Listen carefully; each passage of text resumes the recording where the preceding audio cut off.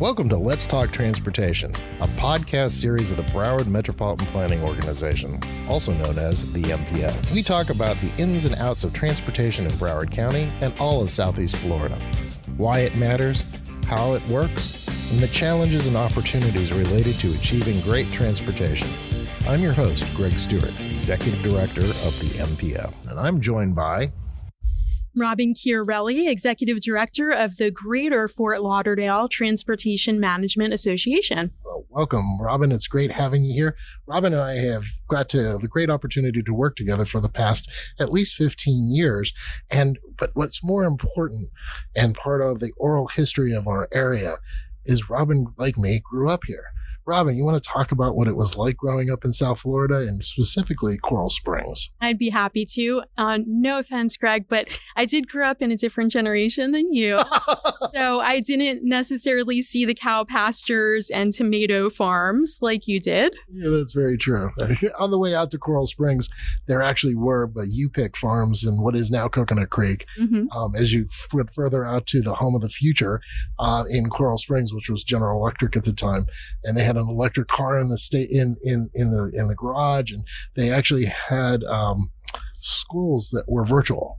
So the kids had a room set up where the teacher would show up on a monitor, and that they were predicting the future. And who knew I was going to live through it?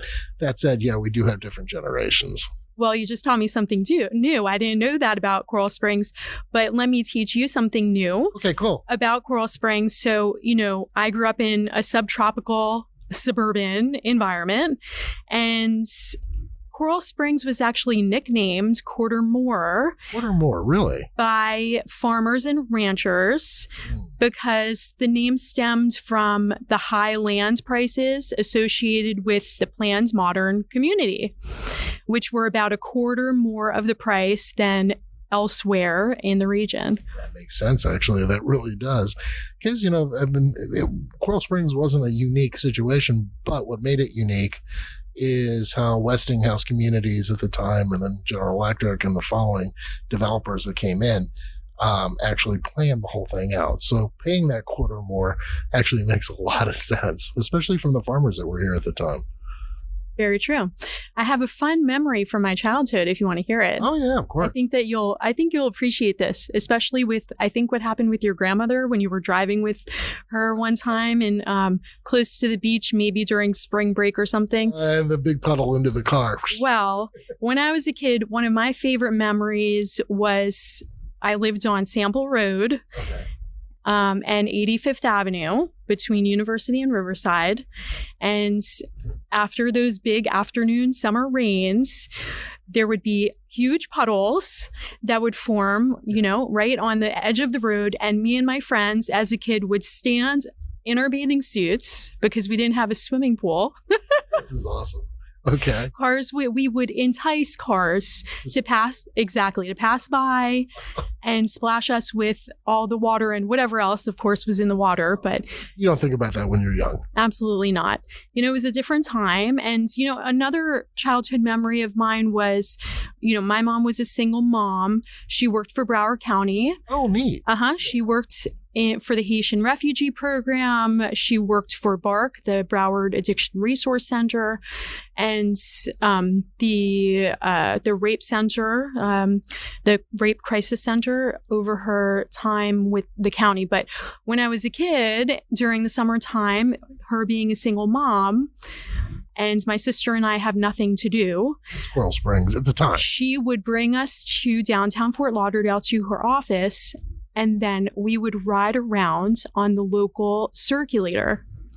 So it wasn't Sun Trolley at the time. Oh. So if you can believe this, I've been involved with this organization before I was out of elementary school. Who would have known? I mean, if you think about life and how you see things, because this is part of the whole idea of the oral history of Broward, that, you got to experience something from a user's benefit in downtown Fort Lauderdale. And downtown Fort Lauderdale back then, very different beast than it is even today. Tumbleweeds, yes. Yeah, pretty much, exactly. But, we had air quality issues at the time, and there was a need to actually address some of the air quality issues that we had. And, that whole little circulator idea brilliant concept. And the fact that you were actually to take advantage of it and then come back years later and have the opportunity to run it, fascinating. Well, it originally started out as Lolly the Trolley, then it became T-Max, then City Cruiser, Espresso, and then eventually the Sun Trolley. I don't remember Espresso. This sounds great. Yeah, Express, right? But they would use, there was actually a little cup of coffee on the side of the vehicle, and it would say Espresso to indicate that it was fast, of course. Yeah. But I'm glad that you brought up air quality because air quality is how I got into the transportation field. Yeah. How did that happen? Because your road to this, you grew up clearly playing in a roadway. So there was something going on there to get wet.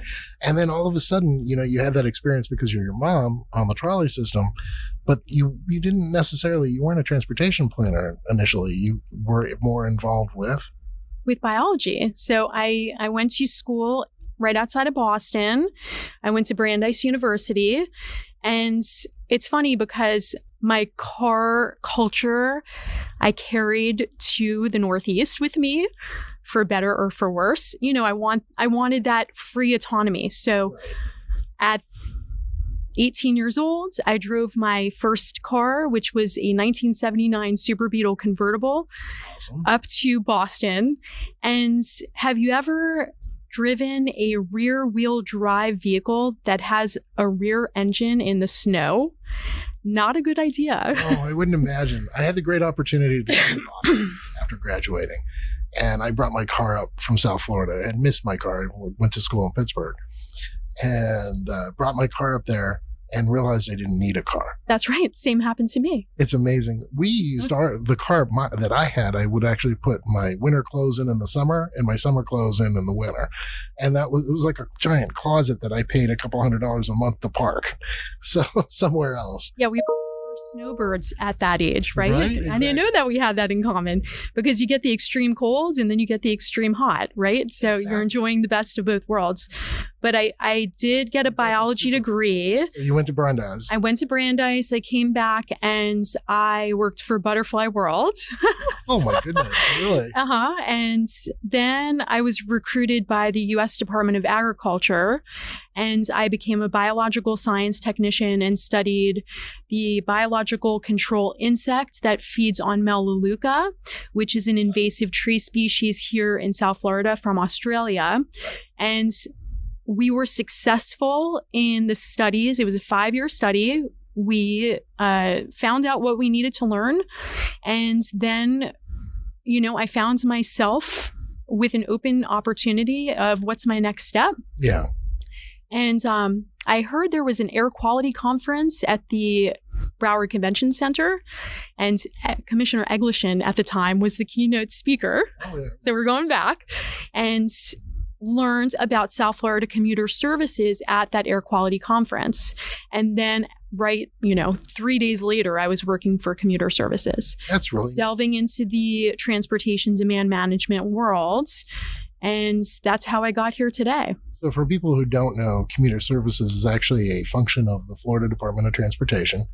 And I want to make sure that, and I haven't had a chance to bring Jeremy, who's currently under contract, to run that for the Department of Transportation.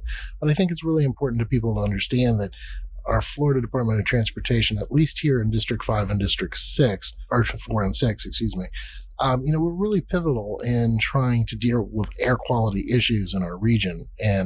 But that brought you to them. Let's talk about what you did for them and what was your next step after that? So I worked for commuter services in downtown Fort Lauderdale on the eastern side of Broward County to educate and encourage commuters to use alternative modes of transportation. And as part of, working with commuter services and then eventually with DOT, I got involved with the board of the downtown Fort Lauderdale TMA. At that time, it was just focused in downtown. And eventually became the executive director. And actually, I'm celebrating my 10th anniversary as the director. Thank you. In July this month.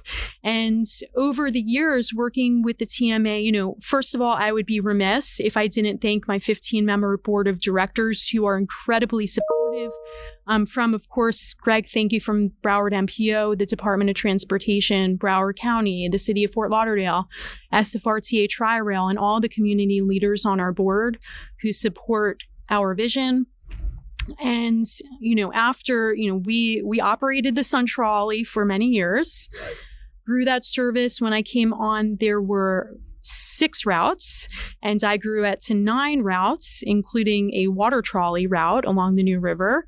And we were very successful with that.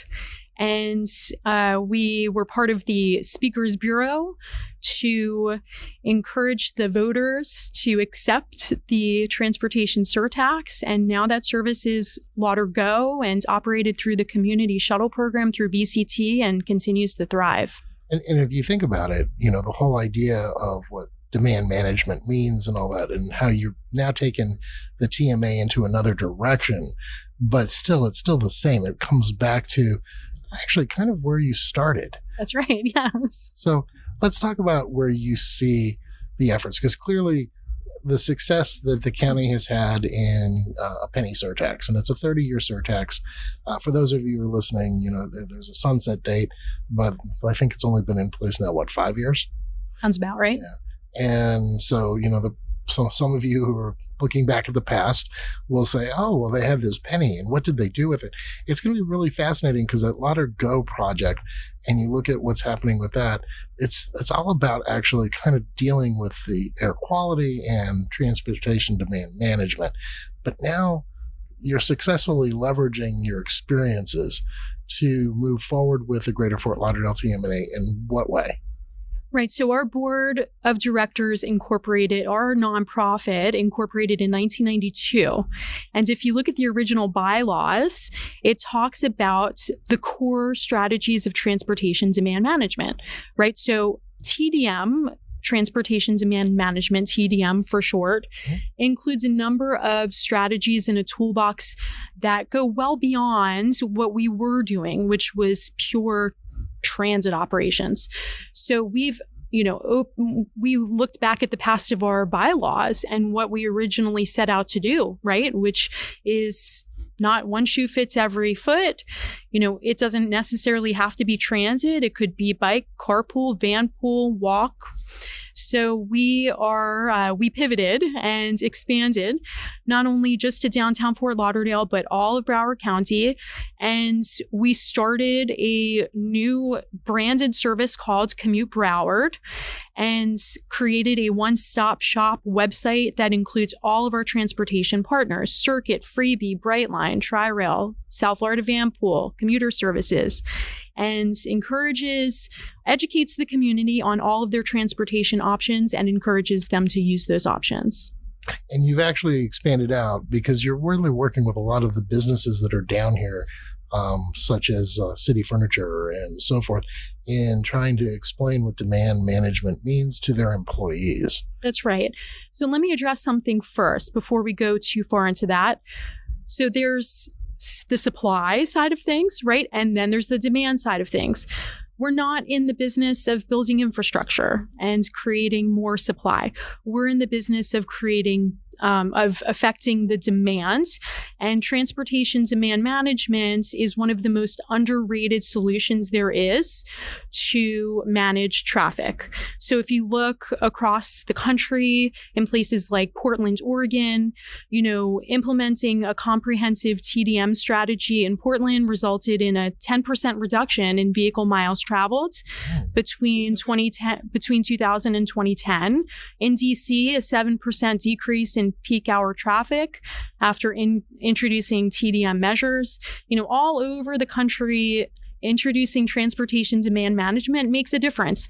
And if you look at the dollars, which that's another lens to look at things, a very important lens, every dollar invested in transportation demand management can save up to $6 in transportation infrastructure costs by reducing the need for road expansions and maintenance. And just to put it into perspective of what that is today, not what it will be into the future. You actually have $1.5 billion invested in federal and state money here in Broward County. and then another $470 million in local surtax, the penny that just passed. And you look at it and you're telling me that it's going to save potentially how much? 6 times the amount. 6 times. Are you asking me to do math right now? I don't think I can No. take out my calendar.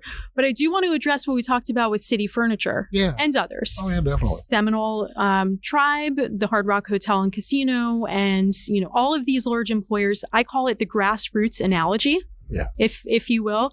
So government partnerships with nonprofits can be immensely valuable, much like the collaborative effort needed to maintain a neighborhood. So let's think about it for a second. The local government maintains your swales and public right of way. There's a guy out there mowing the swale, right?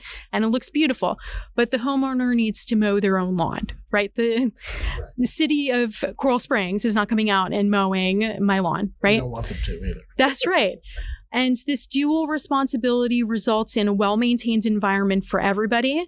So if you think about it from a transportation standpoint, this grassroots analogy, emphasis on grass, while the government provides essential transportation frameworks, employers and commuters have a role to play in managing their transportation habits and practices. So a nonprofit like our TMA acts as a community coordinator that bridges the gap between the public and private realms. I like that analogy a lot. I mean, when you think about it, and it's kind of an exciting opportunity, and I'm going to have you back probably in a few years before I'm out of here, and somebody else gets to take this role.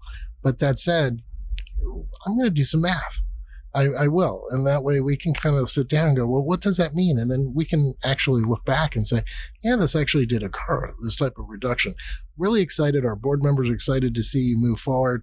You've been, lighting the candle and carrying the torch, is necessary to make a difference here in Broward. And through the illustrious career that you'll have, because you got a couple more years to go than I do, you're going to really be a really special person to the community here. And it was just the whole idea of having you on is now it's going to be, what does Robyn do? And what would Robyn do? And how does this go? Because you're the next generation that's moving everything forward. Excited to have you on. Thank you for coming in. And we'll talk a little bit more later. Absolutely. Happy to be here. And I'm not the next generation. Actually, your daughter. My 5-year-old daughter, Maven, specifically told me to mention her name. So and Maven, there you go. And Maven, maybe you'll be the director here. Who knows? Or you might be She wants to be a doctor. So yeah. Okay. Well, I have a couple doctors on our board. Oh, good to know. Yeah. All right, Greg. Thanks so much. All right, Rob. See you next time.